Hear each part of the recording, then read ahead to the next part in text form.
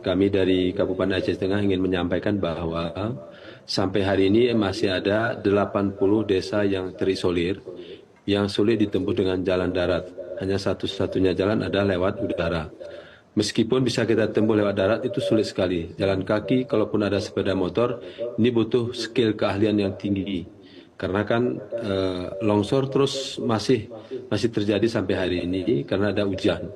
Kemudian sekarang berdampak kepada seluruh masyarakat yang 80 yang terisolir, ini hampir semua jembatannya putus. Semua jembatan ke desa, kecamatan itu putus semuanya. Makanya ini yang menyulitkan kita untuk masyarakat Aceh Tengah. Dan kemudian hari ini di daerah kita adalah kekurangan beras, gas, dan kebutuhan-kebutuhan yang lain, BBM, dan kemudian kendala yang satu lagi adalah ini bagaimana kita proses mempercepat alat-alat berat kita bekerja di lapangan. Alat beratnya pun terbatas, tapi BBM-nya pun juga terbatas.